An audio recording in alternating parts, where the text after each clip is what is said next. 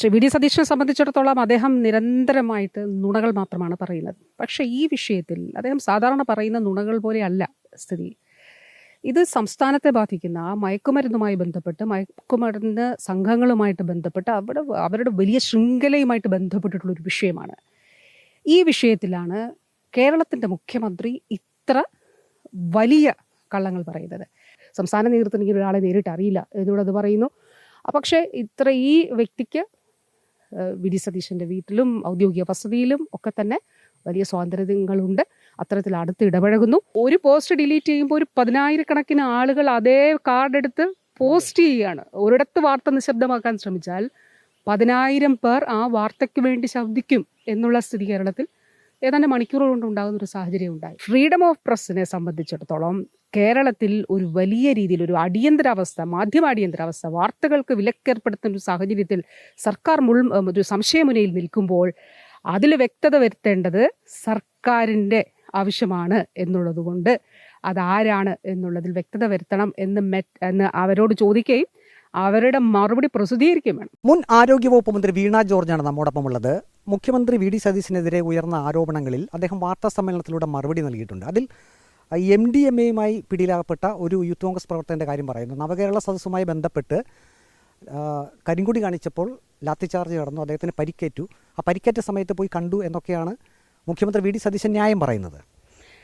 ഞാൻ ചിന്തിക്കുന്നത് മന്ത്രിസഭാ യോഗത്തിന് ശേഷം ശ്രീ വി ഡി സതീശൻ നടത്തിയ വാർത്താ സമ്മേളനത്തിന് ശേഷം ഇതുമായി ബന്ധപ്പെട്ടിട്ടുള്ള സാഹചര്യങ്ങൾ അതീവ ഗൗരവതരമായി തീർന്നിരിക്കുന്നു എന്നുള്ളതാണ്.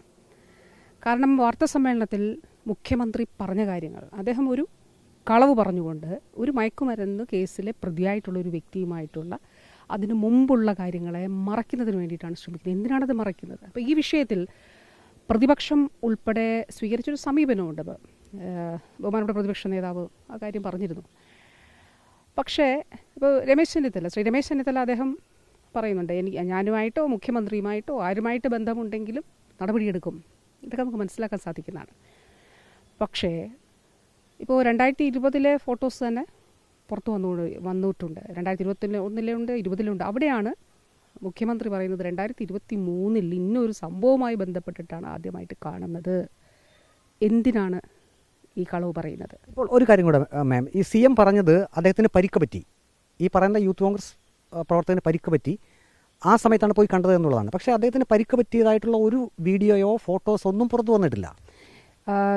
ശ്രീ വി ഡി സതീശനെ സംബന്ധിച്ചിടത്തോളം അദ്ദേഹം നിരന്തരമായിട്ട് നുണകൾ മാത്രമാണ് പറയുന്നത്. പക്ഷേ ഈ വിഷയത്തിൽ അദ്ദേഹം സാധാരണ പറയുന്ന നുണകൾ പോലെയല്ല സ്ഥിതി. ഇത് സംസ്ഥാനത്തെ ബാധിക്കുന്ന മയക്കുമരുന്നുമായി ബന്ധപ്പെട്ട്, മയക്കുമരുന്ന് സംഘങ്ങളുമായിട്ട് ബന്ധപ്പെട്ട് അവരുടെ വലിയ ശൃംഖലയുമായിട്ട് ബന്ധപ്പെട്ടിട്ടുള്ളൊരു വിഷയമാണ്. ഈ വിഷയത്തിലാണ് കേരളത്തിൻ്റെ മുഖ്യമന്ത്രി ഇത്ര വലിയ കള്ളങ്ങൾ പറയുന്നത്. ഇപ്പോൾ പരിക്കേറ്റിട്ടില്ല എന്നുള്ളത് മാധ്യമങ്ങൾ തന്നെ പറയുന്നു. അതിനു മുൻപുള്ള ചിത്രങ്ങൾ ഉടനെ തന്നെ വിതിൻ സെക്കൻഡ്സ് വാർത്താ സമ്മേളനം കഴിഞ്ഞപ്പോൾ തന്നെ മാധ്യമങ്ങളിൽ വരികയാണ്, സമൂഹ മാധ്യമങ്ങളിൽ വരികയാണ്. അപ്പോൾ ചോദ്യം, എന്തിനാണ് ഒരു വലിയ നുണ പറഞ്ഞുകൊണ്ട് മുൻപുള്ള പരിചയത്തെയും അടുപ്പത്തെയും മറയ്ക്കാനായിട്ട് ശ്രമിക്കുന്നത്? അപ്പോൾ അതിൻ്റെ അർത്ഥം ഏതൊക്കെയോ കാര്യങ്ങൾ ശ്രീ വി ഡി സതീശൻ മറയ്ക്കാനായിട്ട് ശ്രമിക്കുന്നു എന്നുള്ളതാണ്. ഇനി മുഖ്യമന്ത്രി പറഞ്ഞ കാര്യങ്ങളും OJ ജനീഷ് പറഞ്ഞ കാര്യങ്ങളും കൂടി നമുക്കൊന്ന് ചേർത്ത് വെക്കാം. വി ഡി സതീശൻ പറഞ്ഞ കാര്യങ്ങളും OJ ജനീഷ് പറഞ്ഞ കാര്യങ്ങളും കൂടി നമുക്കൊന്ന് ചേർത്ത് വെക്കാം. എന്താണ് OJ ജനീഷ് ആദ്യം പറഞ്ഞത്? 7 ലക്ഷം പേര് ഉണ്ട് സംഘടനയിൽ. ആദ്യം അറിയില്ല എന്നുള്ളത് പറഞ്ഞു. ആദ്യം യൂത്ത് കോൺഗ്രസ് പ്രവർത്തകനല്ല എന്ന് പറഞ്ഞു. ഇനി എങ്ങനെ പിന്നെ പിറ്റേ ദിവസം തിരുത്തി പറഞ്ഞു, യൂണിറ്റിൻ്റെ ചുമതല വഹിക്കുന്ന ആളാണ്, പുറത്താക്കി എന്ന് പറയുന്നുണ്ട്. ജില്ലാ നേതൃത്വത്തിൽപ്പെട്ട ഒരാളല്ല, സംസ്ഥാന നേതൃത്വത്തിന് നേരിട്ടറിവുള്ള ഒരാളല്ല എന്നുള്ളതാണല്ലോ ജനീഷിൻ്റെ വാക്കുകളിലൂടെ മനസ്സിലാക്കേണ്ടതായിട്ടുള്ള കാര്യം. അങ്ങനെയുള്ള ഒരു വ്യക്തിക്ക് മുഖ്യമന്ത്രിയുടെ വസതിക്കുള്ളിൽ വളരെ സ്വാതന്ത്ര്യത്തോടെ ജന്മദിന കേക്ക് മുറിക്കുന്നതിനും അല്ലാതെയും, ഇപ്പോൾ എല്ലാ പൊതുപ്രവർത്തകരെ സംബന്ധിച്ചിടത്തോളം സംഭവിക്കാം, എന്താണ്, നമ്മൾ നടന്നു പോകുമ്പോൾ അല്ലെ നമ്മളെ കാണാൻ വരുന്ന ഒരാൾ ഞാനൊരു സെൽഫി എടുത്തോട്ടെ എന്ന് ചോദിക്കും. സെൽഫി എടുക്കണ്ട എന്ന് ഒരാളും പറയില്ല, അല്ലെങ്കിൽ അത് എടുക്കാൻ കഴിയുന്ന സാഹചര്യങ്ങളിലൊക്കെ സെൽഫി എടുക്കും. പക്ഷേ ഇവിടെ അങ്ങനെ അല്ലല്ലോ. കമ്മ്യൂണിക്കേറ്റ് ചെയ്യുന്നു, അതിൻ്റെ വീഡിയോ ഉണ്ട്, നിരന്തരമായിട്ട് കാണുന്നു. അതിൽ ഒഫീഷ്യൽ അല്ലാത്ത വീട്ടിനുള്ളിലെ ഉള്ള ഒരു ഡ്രസ്സിൽ വേഷവിധാനങ്ങളിൽ ഉള്ളപ്പോൾ കാണുന്നു. അതായത് അത്രയ്ക്കും സ്വാതന്ത്ര്യമുണ്ട് വി ഡി സതീശൻ എന്ന ഇപ്പോഴത്തെ മുഖ്യമന്ത്രിയെ ഈ പറയുന്ന യൂത്ത് കോൺഗ്രസ് നേതാവിനെ നേരിട്ട് കാണുന്നതിന്. തീർച്ചയായിട്ടും ഉണ്ട് എന്നുള്ളതാണ്. അപ്പോൾ ഒരു ജില്ലാ നേതൃത്വത്തിലോ സംസ്ഥാന നേതൃത്വത്തിലോ ഒരു വ്യക്തി അല്ല, സംസ്ഥാന നേതൃത്വത്തിന് ഇങ്ങനെ ഒരാളെ നേരിട്ട് അറിയില്ല എന്നുള്ളത് പറയുന്നു. പക്ഷേ ഈ വ്യക്തിക്ക് വി ഡി സതീശൻ്റെ വീട്ടിലും ഔദ്യോഗിക വസതിയിലും ഒക്കെ തന്നെ വലിയ സ്വാതന്ത്ര്യങ്ങളുണ്ട്. അത്തരത്തിൽ അടുത്ത് ഇടപഴകുന്നു. അവിടെയാണ് ഈ വാർത്താ സമ്മേളനത്തിന് ശേഷം ഉള്ള വലിയ ചോദ്യം വരുന്നത്. എന്തിന് ഇത്ര വലിയ നുണകൾ പറഞ്ഞുകൊണ്ട് ഇത് മറച്ചു വെക്കുന്നു? എന്താണ് അതിലൂടെ മറയ്ക്കാനുള്ളത്? അത് പറയണം കേരളത്തോട്.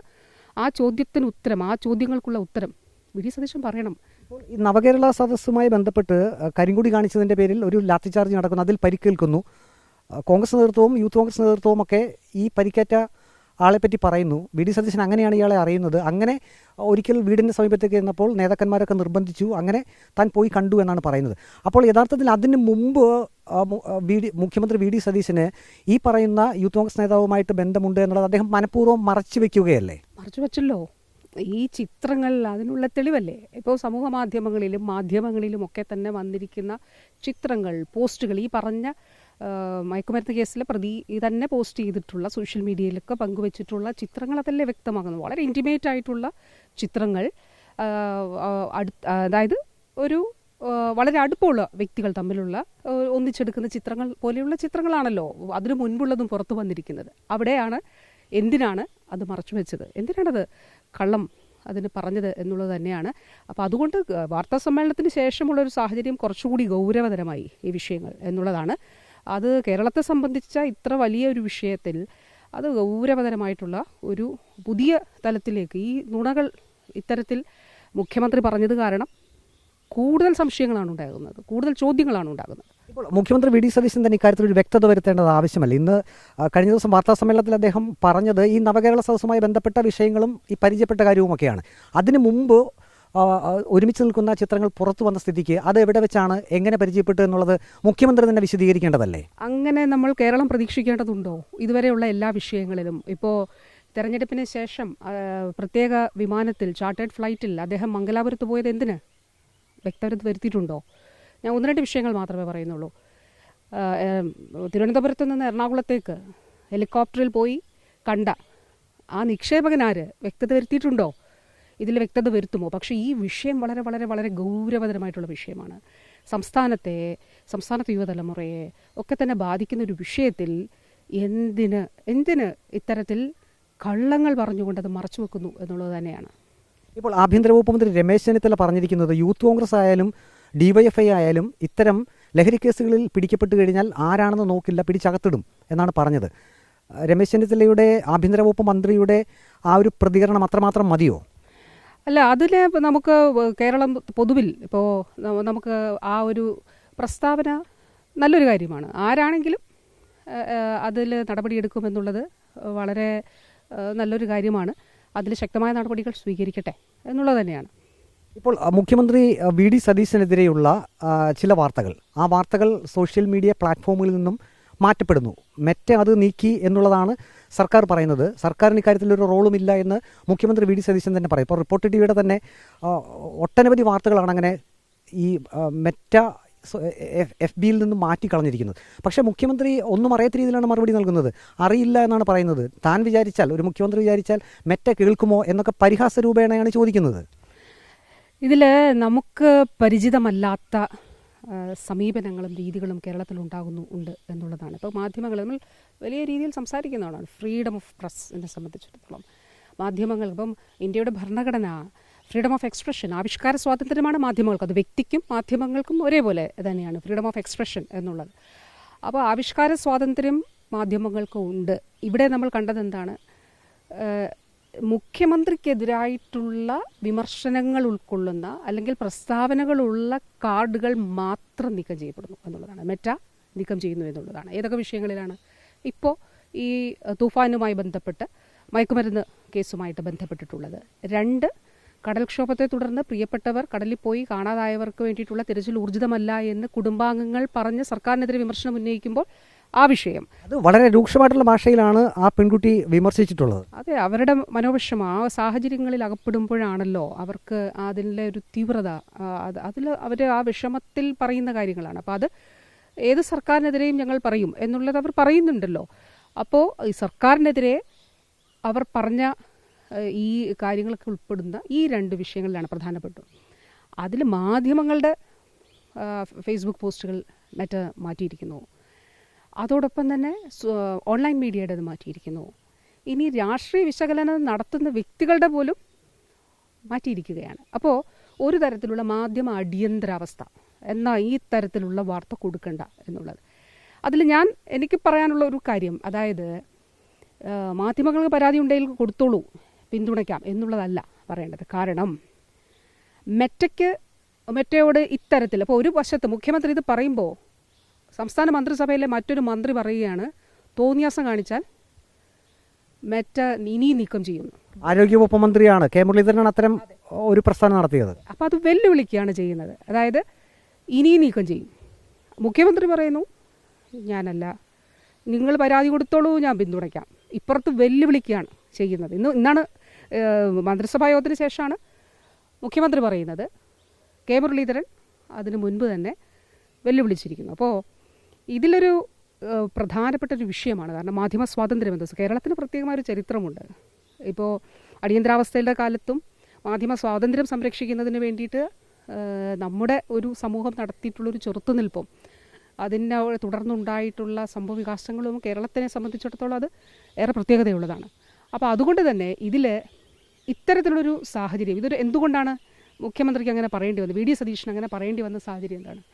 ഇത് വ്യാപകമായിട്ട് ചർച്ചയാവുന്നു.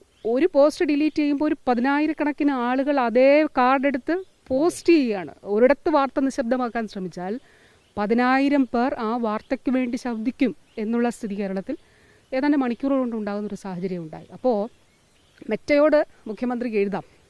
അതായത് ഇത് വളരെ ഫ്രീഡം ഓഫ് പ്രസ്സിനെ സംബന്ധിച്ചിടത്തോളം സർക്കാർ ഒരു ചോദ്യമുനയിലോ സംശയമുനയിലോ നിൽക്കുന്നൊരു സാഹചര്യമാണ്. അതുകൊണ്ട് ഇതാര് പറഞ്ഞിട്ടാണ് നീക്കം ചെയ്തതെന്ന് മെറ്റ പറയണം.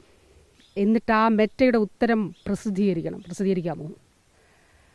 അതല്ലേ വേണ്ടത്. നിങ്ങൾ പരാതി കൊടുത്തോളൂ, ഞങ്ങൾ പിന്തുണയ്ക്കാം, ഞാൻ കത്തെഴുതാം. അല്ല, അതാവട്ടെ, ഇത് ആര് പറഞ്ഞിട്ടാണ് മെറ്റ ഇത് നീക്കം ചെയ്തത്? അതായത് മുഖ്യമന്ത്രി വി.ഡി. സതീശൻ ഇക്കാര്യത്തിൽ കൈയൊഴിയുകയാണെങ്കിൽ, സർക്കാരും കൈയൊഴിയുകയാണെങ്കിൽ മെറ്റയോട് തന്നെ തിരിച്ച് ചോദ്യം ചോദിക്കേണ്ട, ആര് പറഞ്ഞിട്ടാണ് ഇങ്ങനെ ഇക്കാര്യം ചെയ്തതെന്ന്. കാരണം ഇപ്പോൾ വ്യക്തികളുമായിട്ടൊക്കെ ബന്ധപ്പെട്ടിട്ടുള്ള കാര്യങ്ങളിൽ അക്കാര്യങ്ങൾ പുറത്തു പറയുന്നതിന് അവർക്ക് അവരുടേതായ പോളിസികളുണ്ടാവും. അപ്പോൾ എന്താണ് ഇതിൽ അഫക്റ്റഡ് ആയിട്ടുള്ള വ്യക്തികൾ ആരൊക്കെയാണ്? അപ്പോൾ അതിൽ മുഖ്യമന്ത്രി ഡെഫിനറ്റ്ലി ഉണ്ടല്ലോ, അദ്ദേഹവുമായിട്ട് ബന്ധപ്പെട്ടിട്ടുള്ള പോസ്റ്റുകളാണല്ലോ നീക്കം ചെയ്തിരിക്കുന്നത്. അപ്പം ഒരു അഫക്റ്റഡ് പേഴ്സൺ എന്നുള്ള നിലയിലും സംസ്ഥാനത്തിൻ്റെ മുഖ്യമന്ത്രി എന്നുള്ള നിലയിലും തീർച്ചയായിട്ടും സർക്കാർ അറിഞ്ഞിട്ടില്ലെങ്കിൽ ചോദിക്കണം, ആരാണ് ഇത് തടഞ്ഞത്? അതിൻ്റെ വിവരങ്ങൾ തരണം. കാരണം എന്താണ്, ഫ്രീഡം ഓഫ് പ്രസ്സിനെ സംബന്ധിച്ചിടത്തോളം കേരളത്തിൽ ഒരു വലിയ രീതിയിൽ ഒരു മാധ്യമ അടിയന്തരാവസ്ഥ, വാർത്തകൾക്ക് വിലക്കേർപ്പെടുത്തുന്ന ഒരു സാഹചര്യത്തിൽ സർക്കാർ ഒരു സംശയമുനയിൽ നിൽക്കുമ്പോൾ അതിൽ വ്യക്തത വരുത്തേണ്ടത് സർക്കാരിൻ്റെ ആവശ്യമാണ് എന്നുള്ളതുകൊണ്ട് അതാരാണ് എന്നുള്ളതിൽ വ്യക്തത വരുത്തണം എന്ന് അവരോട് ചോദിക്കുകയും അവരുടെ മറുപടി പ്രസിദ്ധീകരിക്കുകയും വേണം. ആരാണ് അങ്ങനെ ചെയ്തിട്ടുണ്ട്? അതിപ്പോൾ ഫ്രീഡം ഓഫ് പ്രസ്സിനെതിരെയുള്ള ഒരു കടന്നാക്രമണമല്ലേ, അതിൽ നടപടികളുണ്ടാകണം. ആ ഒരു കടന്നുകയറ്റത്തിനെതിരെയുള്ള ആ രീതിയിൽ ആരാണ് എന്നുള്ളത് കണ്ടുപിടിച്ചിട്ട് അതിൽ ഇപ്പോൾ നിലനിൽക്കുന്ന നിയമങ്ങളോ മാനദണ്ഡങ്ങളോ ഒക്കെ അനുസരിച്ചിട്ടുള്ള നടപടികൾ സ്വീകരിക്കണം. മുഖ്യമന്ത്രി വി.ഡി. സതീശൻ വാർത്താ സമ്മേളനത്തിൽ പറഞ്ഞ മറ്റൊരു കാര്യം, തന്നെ അനുകൂലിച്ചുകൊണ്ടുള്ള ചില പോസ്റ്റുകൾ, അതായത് ക്രൈസ്തവ മതമേലധ്യക്ഷന്മാർ ചില പ്രവൃത്തികളിൽ സർക്കാരിനെയും മുഖ്യമന്ത്രിയെയും അഭിനന്ദിച്ചുകൊണ്ടുള്ള ചില കാര്യങ്ങൾ, അത്തരം കണ്ടന്റുകളും മെറ്റ നീക്കം ചെയ്തിട്ടുണ്ട്. അപ്പോൾ താനല്ലല്ലോ അതിൻ്റെ പുറകിൽ എന്ന് സ്ഥാപിക്കുന്നതിന് വേണ്ടിയിട്ടുള്ള ഒരു കാര്യം കൂടി അദ്ദേഹം പറഞ്ഞിട്ടുണ്ട്. തീർച്ചയായിട്ടും ചോദിക്കണം. അതും കൂടി ഉണ്ട് എന്ന് പറഞ്ഞ സാഹചര്യത്തിൽ ഇതാരാണ് ഇതൊക്കെ ചെയ്യുന്നത് എന്നുള്ളതൊന്ന് ചോദിച്ചറിയുകയും അത് പ്രസിദ്ധീകരിക്കുകയും വേണം. അത് കാരണം അങ്ങനെ പ്രസിദ്ധീകരിക്കുമ്പോഴാണല്ലോ ഇതിങ്ങനെയാണ് എന്നുള്ളത് വരിക. എത്ര വിഷ്വൽ മീഡിയയുടെ, അതുപോലെ ഓൺലൈൻ മീഡിയയുടേത്, മറ്റാളുകളുടെ, വ്യക്തികളുടെ. അപ്പോൾ അതുകൊണ്ട് തീർച്ചയായിട്ടും ആ നിലയിലുള്ള അതാണ് ചെയ്യേണ്ടത്. മാം, ഒരു ചോദ്യം കൂടി. ഇപ്പോൾ വി.ഡി. സതീശൻ മുഖ്യമന്ത്രി അദ്ദേഹം പറയുന്നത് തനിക്കൊരു സോഷ്യൽ മീഡിയ വിങ്ങൊന്നുമില്ല, തന്നെ ഇഷ്ടപ്പെടുന്നവർ അല്ലെങ്കിൽ അനുകൂലിക്കുന്നവരൊക്കെ പല പേരുകളിൽ പേജുകൾ ക്രിയേറ്റ് ചെയ്യുന്നു, അതിൽ കാര്യങ്ങളൊക്കെ പോസ്റ്റ് ചെയ്യുന്നു. അത് വിശ്വസിക്കുന്നുണ്ടോ? അരിയാഹാരം കഴിക്കുന്നവരൊന്നും ഇതൊന്നും ഈ പറഞ്ഞൊന്നും ഒരു കാര്യങ്ങളും വിശ്വസിക്കുന്നതല്ല. ഇതുമായി ബന്ധപ്പെട്ടിട്ട് പറഞ്ഞ കാര്യങ്ങളൊന്നും വിശ്വാസയോഗ്യമല്ല. പക്ഷേ ഇതിലിത്രയും നമ്മൾ പറഞ്ഞ ഒരു കാര്യം എന്തുകൊണ്ടാണ് ഇതൊരു വലിയ ഗൗരവതരമായിട്ടുള്ളൊരു വിഷയത്തിൽ എന്തുകൊണ്ട് ഇത്തരത്തിൽ കള്ളങ്ങൾ പറഞ്ഞ് വീണ്ടും അതിനെ മറച്ചു പിടിക്കാൻ ശ്രമിക്കുന്നു എന്നുള്ളതാണ്. അതുകൊണ്ട് ഇത്രയും പറഞ്ഞതാണ്. മറ്റു കാര്യങ്ങൾ നമുക്കറിയാം, ഒന്നും വിശ്വാസയോഗ്യമായിട്ടുള്ള കാര്യങ്ങളല്ല. നവകേരള സദസ്സുമായി ബന്ധപ്പെട്ട് യൂത്ത് കോൺഗ്രസ് നേതാവിന് മർദ്ദനമേറ്റതിൻ്റെ, അല്ലെങ്കിൽ അങ്ങനെയാണ് അവർ പറയുന്നത്, മർദ്ദനമേറ്റതിന് മുമ്പ് ഉള്ള കാര്യങ്ങൾ, അത്തരം വീഡിയോകളും ദൃശ്യങ്ങളുമൊക്കെ സാമൂഹ്യ മാധ്യമങ്ങളിൽ പ്രചരിച്ചിട്ടുണ്ട്. അപ്പോൾ അത് എന്തുകൊണ്ട്, എങ്ങനെ അത്തരമൊരു ബന്ധത്തിലേക്ക് മുഖ്യമന്ത്രി വി ഡി സതീശൻ ഈ പറയുന്ന യൂത്ത് കോൺഗ്രസ് നേതാവുമായി പോയി? അക്കാര്യം മുഖ്യമന്ത്രി വി ഡി സതീശൻ തന്നെ വെളിവാക്കണം, അതിനുള്ള മറുപടി നൽകണം. മറ്റൊന്ന്, മെറ്റയുമായി ബന്ധപ്പെട്ട കാര്യങ്ങൾ, ആരാണ് ഈ സോഷ്യൽ മീഡിയ കണ്ടന്റുകൾ സോഷ്യൽ മീഡിയ പ്ലാറ്റ്ഫോമുകളിൽ നിന്നും നീക്കം ചെയ്തത്?